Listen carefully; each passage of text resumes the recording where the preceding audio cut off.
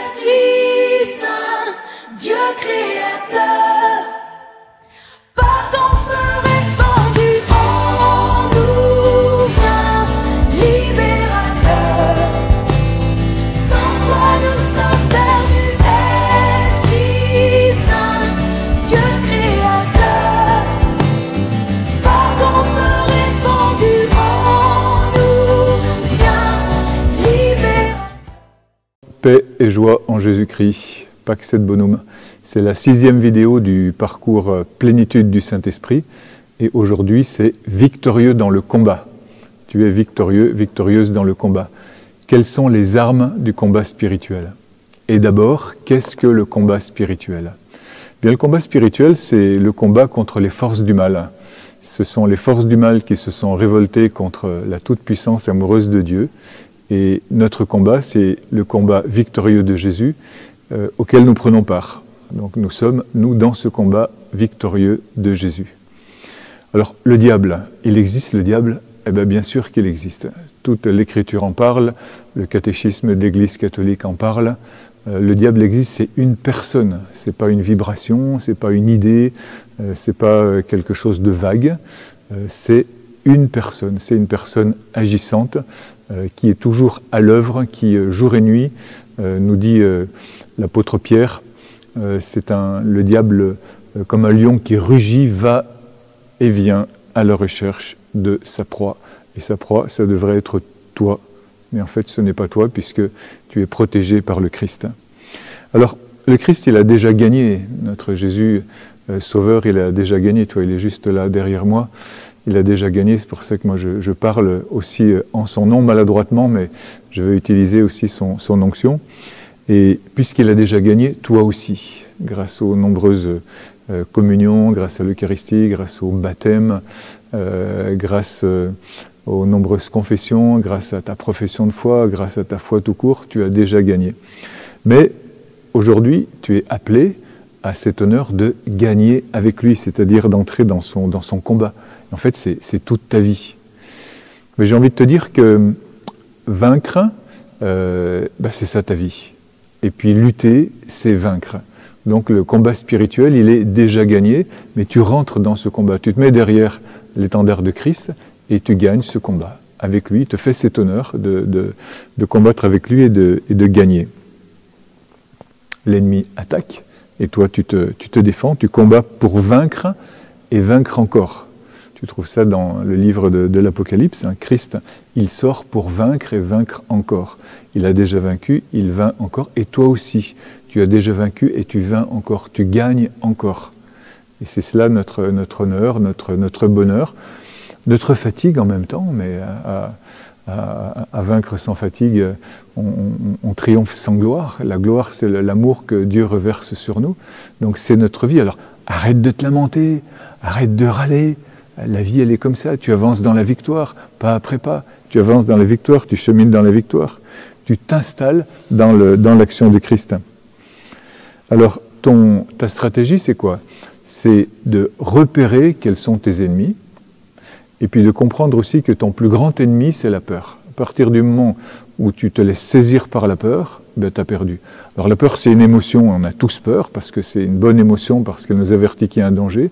Mais rester dans la peur, et puis s'y installer, c'est laisser gagner l'ennemi. C'est aussi un péché, entre autres, parce que c'est un manque de foi. Donc tu agis non pas en défense, mais tu agis en protection. C'est différent. Tu agis en protection et tu agis aussi en attaque. Parce que toi aussi, il y a des moments où tu es tranquille à l'intérieur de ton bastion et l'ennemi peut faire ce qu'il veut dehors parce que tu es bien installé dans la foi. Et puis il y a des moments au contraire où tu sors avec un bon bâton, avec des armes du combat que nous allons voir maintenant. Et puis tu attaques, et puis tu démolis, tu reprends le territoire qui t'avait été donné par Jésus en démolissant donc les forteresses de l'ennemi. Alors, encore une petite chose avant de te parler des armes du combat spirituel. Ne te trompe pas de combat. C'est-à-dire, ton combat, c'est pas de lutter à main nue contre l'ennemi, parce que là, tu vas perdre de toute façon. Ton combat, c'est de louer le Seigneur, de te décentrer du combat où tu lutterais contre un ennemi, je répète, qui est nettement au-dessus de tes forces, puisque c'est le diable, puisque c'est le démon. Toi, tu ne peux pas faire tout seul. Tu ne peux pas juste te dire, je vais prendre de bonnes résolutions, je vais m'efforcer d'eux. Là, tu es mort, tu es déjà fichu, tu as déjà perdu. Parce que tu oublierais ton identité en Christ, et ton identité en Christ, tu l'as lorsque tu es en Jésus, avec lui, par lui, et lorsque tu es devant la face de Dieu, lorsque tu es devant le Père, et tu le loues et tu le bénis avec la puissance de Christ en toi. C'est ton principal combat, en fait, c'est la louange, c'est d'entrer dans cette bénédiction que Christ vit à l'intérieur de toi lorsque tu te tournes vers le Père. Alléluia. Donc laisse Jésus combattre par toi, laisse Jésus combattre en toi. Il est dit dans le livre des Chroniques, dans le 2e livre des Chroniques au chapitre 20, ce combat n'est pas le tien, mais c'est le mien. Le combat, c'est celui de Dieu. Ça, c'est vraiment important que tu t'en rappelles à chaque fois. Sinon, tu t'épuises, tu te lamentes, tu te fatigues et tu n'y arrives pas. Tu vois, Dieu, c'est pas celui qui fait en sorte que tous tes problèmes sont résolus selon tes plans. Et c'est ça aussi pour cela que tu vas de temps en temps t'épuiser pour rien. Mais Dieu, c'est celui qui va te montrer ses bons plans à lui et qui va faire en sorte que tu vas te battre avec ses armes à lui, son objectif à lui, et tu vas beaucoup moins te fatiguer, je te promets. Alors, dans cette période, qui peut-être pour toi est une période particulière, ou peut-être une période ecclésiale particulière, en tout cas c'est le moment où moi je le fais, c'est au début du Carême 2023, mais ça peut être à n'importe quel moment de ta vie. Moi je te demande quels sont tes défis, et puis je te demande aussi quelles sont tes résolutions par rapport à tes défis. Mais je voudrais tout de suite te dire, il faut que tu demandes la grâce, parce que si tu ne demandes pas la grâce, tu ne vas pas y arriver. Et cette grâce, elle s'obtient lorsque nous nous mettons devant la face de Dieu, lorsque nous le louons, nous le bénissons, et en même temps, nous lui demandons cette grâce d'être armés dans le combat spirituel. Or, nous sommes armés, nous avons les armes du combat. Alors les armes du combat spirituel, eh bien, je propose d'ailleurs de commencer par la proclamation. Tu as vu dans la vidéo précédente, proclamation et déclaration, où je te dis que c'est à peu près la même chose. Je pourrais préciser en te disant, on proclame la parole de Dieu, et à partir de la parole de Dieu, on déclare une situation. Je ne répète pas, tu vas revoir la vidéo numéro 5. Alors, je voudrais que tu déclares avec moi, avec Jésus, je suis toujours vainqueur. Et nous pouvons proclamer alors ensemble cette parole, Dieu mon libérateur, le rocher qui m'abrite, mon bouclier, mon fort, mon arme de victoire. C'est un peu long, tu vas essayer de t'en rappeler. Dieu mon libérateur, le rocher qui m'abrite, mon bouclier, mon fort, mon arme de victoire. Là, normalement, tu l'as sur la première diapo qui est en train d'apparaître, parce que, voilà, aujourd'hui, je vais pouvoir te parler avec ce petit PowerPoint qui a été fait par Aimé, que Dieu le bénisse. Mais c'est un de nos postulants. C'est en même temps notre technicien, celui grâce auquel tu peux voir cette vidéo. Donc les sources, tu les vois en Éphésiens 6, 10, 20. Éphésiens 6, 10, 20. Et il est dit, et ça c'est vraiment très important. Alors tu peux lire, hein, nous ne luttons pas contre des êtres de sang et de chair, mais contre les dominateurs de ce monde de ténèbres, les principautés, les souverainetés, les esprits du mal qui sont dans les régions célestes. Ça c'est extrêmement important, parce que peut-être que tu as plein de problèmes autour de toi avec des gens qui t'ennuient, des personnes que tu as du mal à pardonner ou même à côtoyer, des vieilles pensées qui te reviennent. Attention, tu ne luttes pas et nous ne luttons pas contre des personnes. Notre véritable ennemi qui se cache derrière, comme s'il voulait agiter des marionnettes par ceux qui sont là devant toi, le véritable ennemi, c'est lui. C'est l'ennemi qui est derrière toi, ou derrière les personnes qui sont devant toi ou autour de toi, c'est lui. Donc ceux que saint Paul aussi a définis comme les principautés, les souverainetés, les esprits du mal, ça c'est voilà, toute une cosmologie, angélologie qui existait au temps des Hébreux, qui nous est révélée, sans doute valable encore pour maintenant. Mais eux sont nos véritables ennemis. Le seul ennemi, c'est le démon. Et c'est important que tu te rappelles de ça, sinon tu vas, là encore, t'épuiser à lutter contre des situations ou contre des personnes. Donc, puisez votre énergie dans le Seigneur et dans la vigueur de sa force. Revêtez l'équipement de combat donné par Dieu afin de pouvoir tenir contre les manœuvres du diable. Donc on va voir quel est cet équipement, puisque Paul continue, prenez l'équipement de combat donné par Dieu, ainsi vous pouvez résister quand viendra le jour du malheur et tout mettre en œuvre pour tenir bon. Alors, saint Paul va décrire maintenant, il va décrire quels sont les instruments ou les armes de l'équipement. Il dit, « Tenez bon, ayant autour des reins le ceinturon de la vérité, portant la cuirasse de la justice, les pieds chaussés de l'ardeur à annoncer l'évangile de la paix, et ne quittant jamais le bouclier de la foi, qui vous permettra d'éteindre toutes les flèches enflammées du mauvais. Prenez le casque du salut et le glaive de l'esprit, c'est-à-dire la parole de Dieu. En toutes circonstances que l'Esprit vous donne de prier et de supplier, restez éveillés, soyez assidus à la supplication pour tous les fidèles. » Voilà, je saute la fin du texte. Et je dis pour mon technicien aimé que nous sommes à la diapo numéro 5, où là, saint Paul va nous parler du ceinturon de la vérité. Le ceinturon de la vérité. Voilà, avec 4 citations, voilà, qui sont là devant toi en ce moment. Jean 14, Jean 8, Jean 8 encore, et Jacques 15. Le ceinturon de la vérité. Tu es prêt à revêtir le ceinturon de la vérité? Moi, je te propose en même temps, tiens, de faire ce geste et de revêtir ce ceinturon, là, autour de toi. Voilà. Et on passe à la diapo 6, où tu vois ces citations. Alors d'abord, j'ai envie de te demander, la vérité, pour toi, qu'est-ce que c'est? Qu'est-ce que cela veut dire?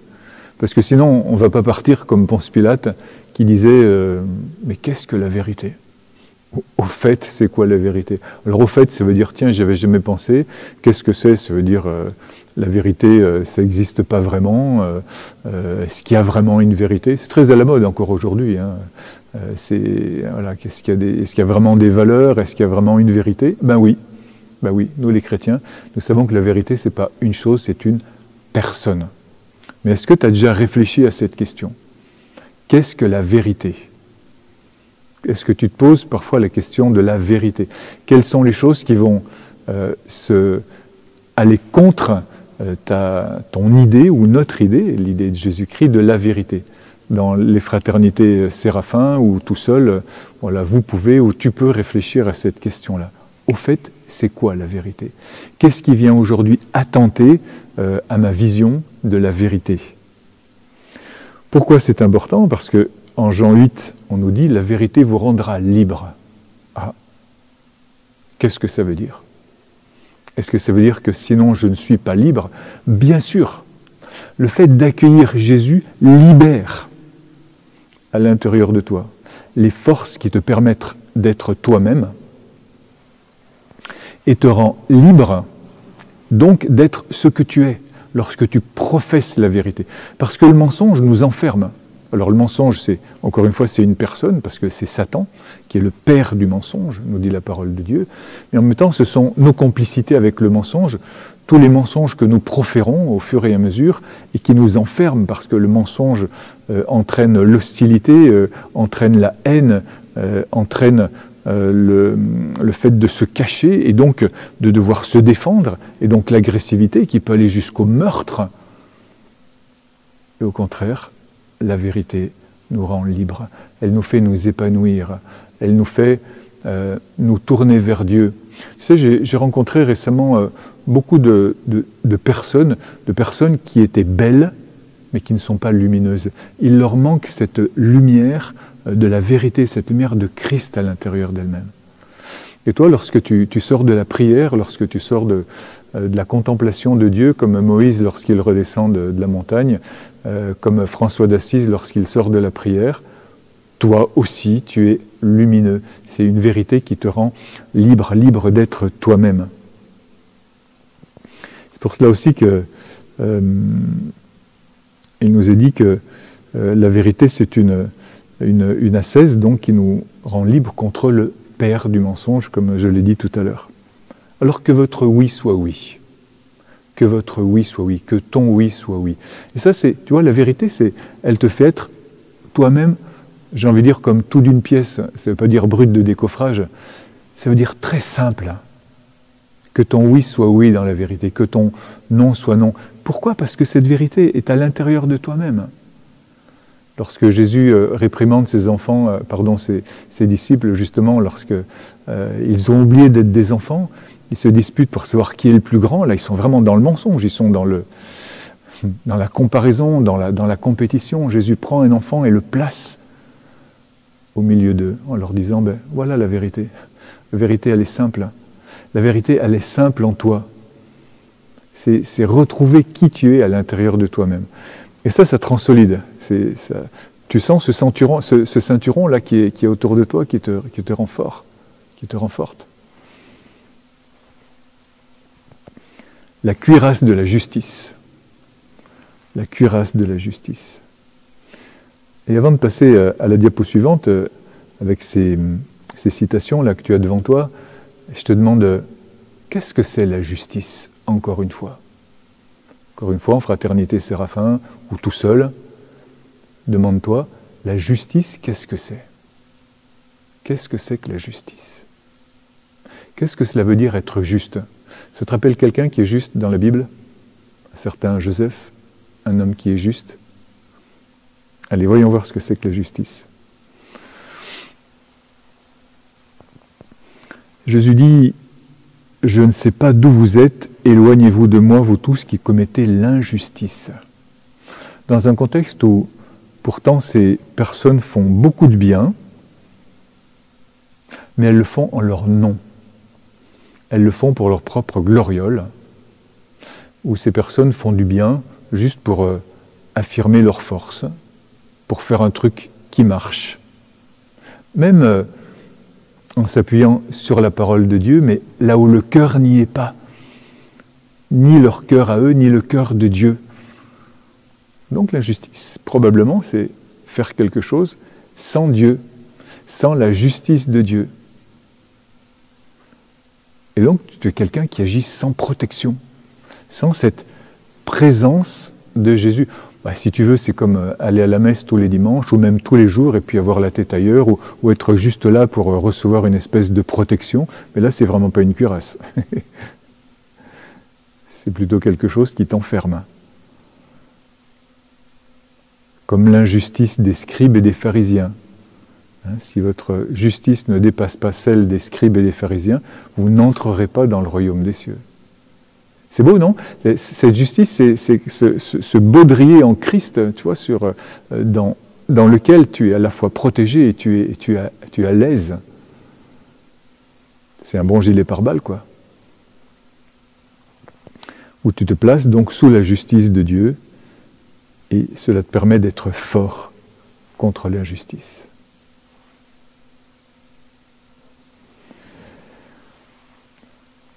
Et maintenant, mes enfants, je vous donne ce commandement, servez Dieu en vérité, faites ce qui lui plaît. Ah tiens, c'est intéressant. Ordonnez à vos enfants de pratiquer la justice et l'aumône. Et tu sais qu'il y a des enfants qui le font, et il y a des jeunes qui le font. Il y a des jeunes qui partagent leur goûter, qui donnent leur pain au chocolat, qui sont attentifs aux plus faibles, afin qu'ils se souviennent de Dieu et qu'en tout temps ils bénissent son nom en vérité et de toute leur force. Et Saint Paul, le Père dit quant à toi, mon enfant, quitte Ninive, ne reste pas ici. Dès que tu auras enterré ta mère auprès de moi, ne reste pas un jour de plus dans cette contrée. Tu vois, il y a des lieux d'injustice, qu'il faut quitter. Ça, c'est dans le livre de Tobie. Il y a ici beaucoup d'injustice et les impostures se multiplient sans que personne n'en ait honte. Il y a des lieux d'injustice qu'il faut quitter, des lieux d'injustice qu'il faut lâcher. Il est vrai, d'une part, que là où tu vas, tu emmènes le royaume, avec force, avec puissance. Mais il est vrai en même temps qu'il y a des lieux dont tu dois partir en secouant la poussière de tes sandales. Parfois, ce sont même des personnes. Pas pour les maudire, pas du tout. Tu maudis jamais, tu bénis les personnes. Mais en même temps, il y a des lieux où tu ne peux pas rester, il y a des personnes que tu ne peux pas fréquenter, parce que ce sont des lieux ou des personnes qui t'entraînent à l'injustice. Donc tu vas ailleurs. Il y a tellement de lieux où tu as à donner, où tu as à recevoir la présence de Dieu.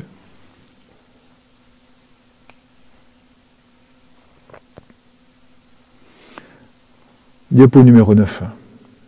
Chausser l'ardeur à annoncer l'évangile de la paix. Donc ça, ce sont les... Alors, je ne sais pas ce que tu as, ce que tu préfères comme chausse, des sandales, des bottines, des chaussures, des chaussures de sport. L'évangile de la paix. François d'Assise envoyait ses frères, il t'envoie à toi aussi en disant, en annonçant que le Seigneur te donne sa paix. Trouver la paix du cœur. Et rien que ce mot est un mot qui nous fait rêver de plages désertes, de champs à vaches, de collines boisées, de lacs solitaires, ou en paix avec quelques personnes, la paix.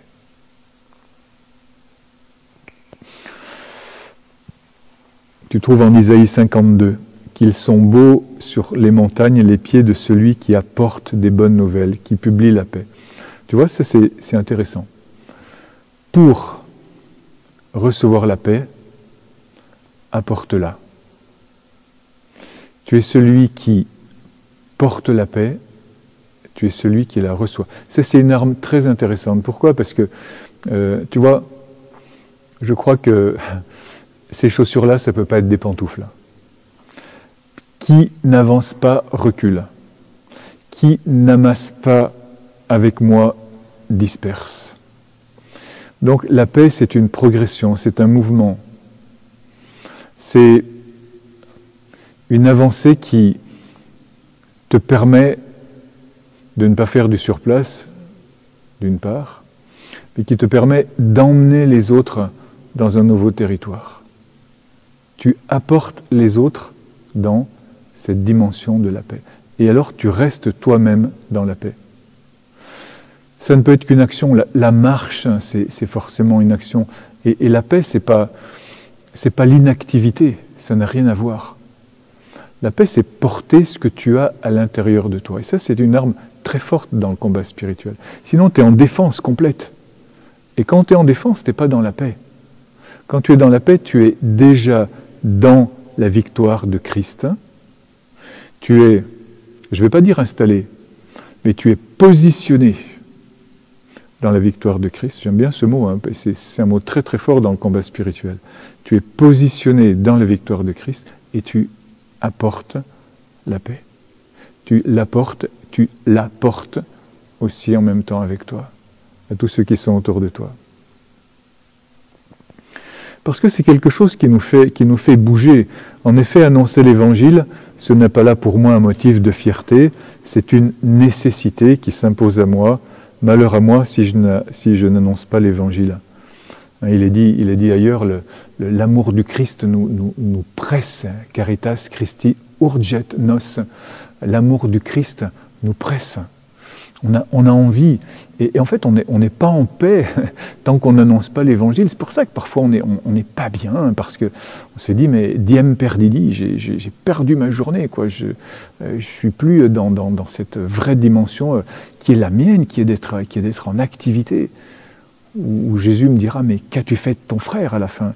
Qu'as-tu fait de ton frère ?»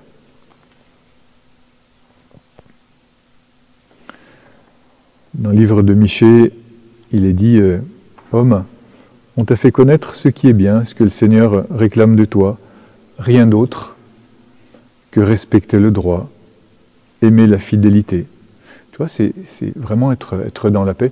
J'aime beaucoup cette phrase parce que je l'ai vue sur beaucoup d'images d'ordination sacerdotale de mes frères au cours de mes années. Rien d'autre que t'appliquer à marcher avec ton Dieu. Tu vois, c'est à la fois être dans cette paix, où tu n'es pas agité, où tu n'es pas stressé, et donc tu ne stresses pas les autres, et ça fait vraiment du bien à tout le monde. Tu n'es pas agité, tu n'es pas stressé, parce que tu es avec ton Dieu. Mon âme se repose en paix sur Dieu seul. Mais en marchant, en t'appliquant à marcher avec ton Dieu. Un pas à la fois. On marche un pas à la fois. Et donc, il est dit encore en Matthieu 28, « Heureux les artisans de paix, car ils seront appelés fils de Dieu. » Je te propose de réfléchir à ça pour toi-même. Encore une fois, en fraternité Séraphin ou tout seul. Quels sont les lieux, quelles sont les personnes auxquelles je peux apporter la paix?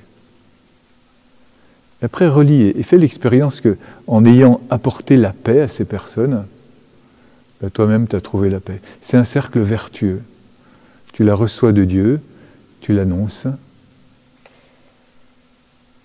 Tu annonces la paix de Dieu et tu la reçois. Le bouclier de la foi.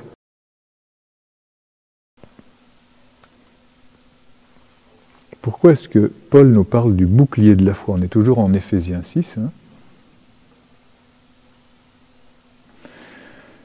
Saint Paul dit, pour éteindre toutes les flèches enflammées du mauvais. Chaque fois que tu as une attaque, tu as ce bouclier de la foi. Et tu t'affoles pas. Fais attention, c'est pas comme ça où tu regardes comme ça tout d'un coup. Non, non, tu restes bien protégé. Tu ne regardes pas les flèches, ou sinon pour positionner le bouclier devant toi, le bouclier de la foi. La foi, c'est ton bouclier, c'est ton rempart. Tu peux toujours avancer avec le bouclier de la foi, toujours avancer. Tu te positionnes toujours contre les assauts du tentateur. Je sais en qui j'ai mis ma foi. Lorsque tu as des idéologies, ou même des idées contraires, des opinions contraires, des doutes, des attaques. Tu peux proclamer « Je sais en qui j'ai mis ma foi ». 2 Timothée 1,12. Je sais en qui j'ai mis ma foi. Lorsque les choses vont mal, lorsque les choses s'annoncent mal, lorsque les circonstances sont contraires, lorsque les apparences sont contraires. Lorsque la réalité te presse et te montre que ça ne va pas comme tu voudrais, je sais en qui j'ai mis ma foi. Et donc ensuite tu déclares, après avoir proclamé, tu déclares. Je déclare que cela va bien fonctionner. Je déclare que je suis bien positionné. Je déclare que Christ étant mon sauveur, il va y avoir des solutions. Je déclare que je suis déjà dans la solution. Je sais en qui j'ai mis ma foi. Qui t'évite de gémir. Je sais en qui j'ai mis ma foi. La foi, c'est le contraire de... Non seulement c'est le contraire de la peur, la foi, encore plus que le contraire du doute. Mais c'est celle qui te permet d'avancer avec audace. La foi, c'est aussi l'équivalent de l'audace. La foi, c'est une force. C'est l'équivalent de l'audace. Paul dit... ou plutôt l'auteur de la lettre aux Hébreux dit, c'est la preuve de ce que nous ne voyons pas, la foi. Et tu vois que nous avons une façon spirituelle de fonctionner qui n'est pas confinée dans notre psychisme, dans notre petite façon d'être. Il y a une autre dimension, une autre façon de raisonner à l'intérieur de nous, qui est cette dimension spirituelle, où la foi est la preuve de ce que nous ne voyons pas encore. C'est une démonstration intérieure si nous sortons de notre façon habituelle de penser et de notre psychisme. Le casque du salut.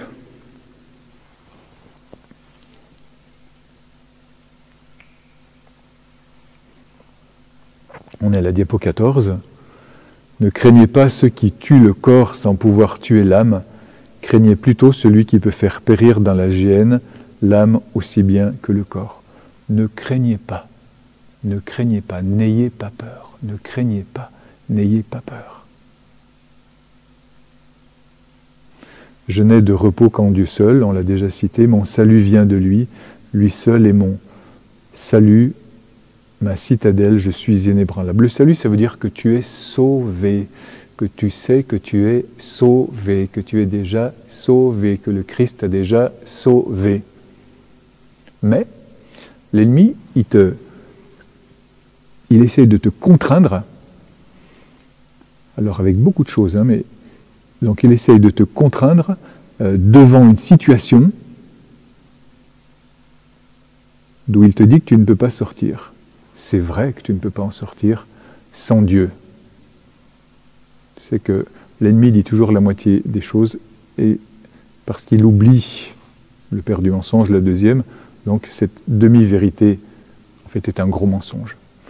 Donc il te contraint à regarder une situation, parce qu'il a un pouvoir d'attraction sur tes yeux intérieurs ou tes yeux, les yeux de ta tête, et il te pousse à regarder un truc où tu es comme obnubilé par quelque chose. D'accord ? Et tu oublies que tu es sauvé.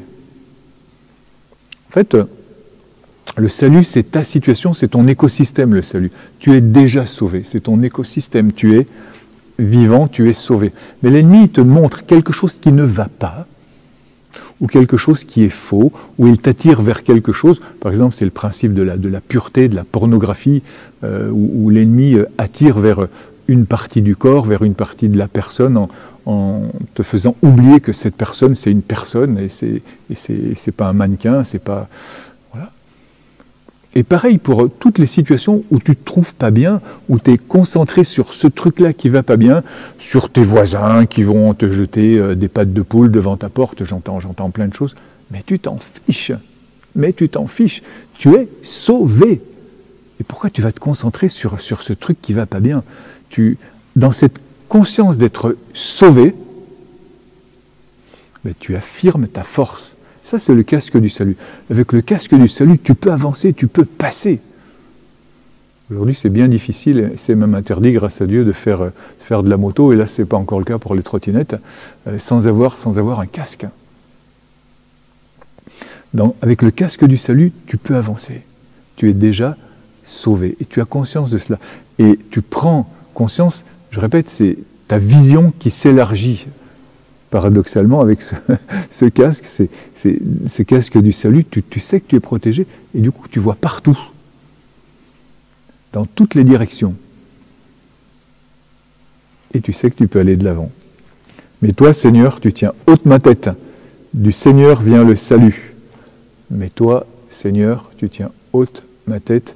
Du Seigneur vient le salut. Allez, on avance. Le glaive de l'esprit, c'est-à-dire la parole de Dieu. Bon, allez, tu as besoin que je te parle de ça ? La parole de Dieu comme arme du combat. Si tu es dans une période, par exemple dans un début de carême, dans une période de ta vie où tu as vraiment un défi particulier, alors tu vas t'appuyer encore plus sur la parole de Dieu. Déjà, tu t'y appuies tous les jours, mais tu vas t'appuyer encore plus sur la parole de Dieu. Pourquoi ? Parce qu'elle est vivante, la parole de Dieu. Elle est énergique et plus coupante qu'une épée à deux tranchants. Elle va jusqu'au point de partage de l'âme et de l'esprit, des jointures et des moelles. Elle juge des intentions et des pensées du cœur. Ouh, elle est pertinente, la parole de Dieu. Moi, je suis émerveillé, comme toi, par la parole de Dieu. Nous lisons 1000 fois le même passage et 1000 fois, elle nous dit quelque chose de différent. Et pourtant, c'est toujours la même chose. Dieu t'aime. Dieu a soin de toi. Dieu t'accompagne. Dieu est puissant. Dieu, en Jésus-Christ, est mort et ressuscité pour toi. Dieu est un Père éternel qui t'aime et qui t'a donné une mère s'appelle Marie, qui est elle aussi avec toi. Et cela, ça te remplit de sécurité, de puissance, et tu retrouves tout cela dans la parole de Dieu. Et c'est une arme de combat. Il est dit, ne pensez pas que je sois venu apporter la paix sur la terre, non pas la paix, mais le glaive. C'est-à-dire, on n'est pas des bisounours, mais nous avons cette capacité, avec la parole de Dieu, de séparer ce qui est vrai de ce qui ne l'est pas. La parole de Dieu, elle est authentique, elle nous met dans une vérité, parce qu'il y a beaucoup beaucoup trop de paroles en général. C'est une règle générale. Beaucoup trop de paroles. Et beaucoup trop de paroles mensongères qui s'infiltrent petit à petit, d'ailleurs, dans tous les laboratoires de manipulation mondiale.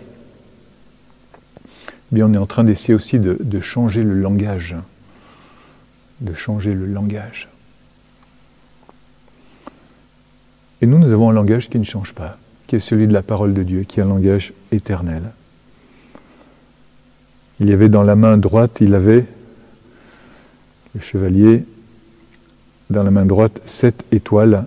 De sa bouche sortait un glaive acéré à 2 tranchants. Son visage brillait comme brille le soleil dans sa puissance. Notre magnifique Seigneur qui tient la parole, qui est la parole de Dieu.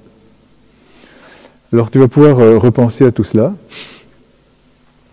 Qu'est-ce qui te sert comme un casque du salut, comme bouclier de la foi, comme cuirasse de la justice, comme ceinturon de la vérité, comme épée de l'esprit? Est-ce que tu es chaussé de l'ardeur missionnaire? Voilà, quel est ton petit défi pour ce temps qui vient? Tu te demandes là où tu en es, tu relis tout ça, tu regardes tout ça, tu es super armé, super équipé pour ce temps qui est devant toi. Maintenant, je voudrais prier pour toi. Maintenant, dans le nom de Jésus-Christ, que tu reçoives complètement cet équipement, que tu sois profondément, 1, conscient du combat spirituel, 2, conscient que tu es super équipé, que tu es déjà sauvé, que tu as toutes les armes du combat, que c'est Christ qui combat en toi. Donc reçois l'Esprit Saint, l'Esprit des vainqueurs, l'Esprit des combattants, dans le nom de Jésus. Amen.